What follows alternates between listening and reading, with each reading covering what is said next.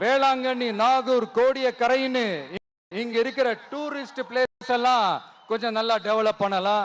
பண்ண என்ன குறைஞ்சா போயிடுவீங்க? வேதாரண்யம் பகுதியில் உப்பு ஏற்றுமதி செய்யறதுக்கு வசதியை செஞ்சு கொடுக்கலாம். செஞ்சாங்களா? நாகூர் ஆண்டவர் அரசு மருத்துவமனையில பிரசவம் பார்க்கிற டாக்டரே இல்லையா? நாகப்பட்டினம் புது பஸ் ஸ்டாண்டையாவது சுத்தமா சுகாதாரமா வச்சுக்கிறாங்களா? நாகப்பட்டினம் ரயில்வே ஸ்டேஷன் வேலைகளை சீக்கிரமா முடிச்சு வைக்கலாம். அதையாவது செஞ்சாங்களா? இங்க ஏற்கனவே இருந்த ஸ்டீல் ரோலிங் மில்லையும் ரயில் பெட்டி தயாரிக்கிற தொழிற்சாலை மூடிட்டாங்க. அத மறுபடியும் திறந்தா நிறைய பேருக்கு வேலை வாய்ப்புகள் கிடைக்கும். ஏன் அதை பத்தி யோசிக்கல? மேலக்கோட்டை வாசல் NH மேம்பாலம் கட்டி 50 வருஷம் ஆச்சு.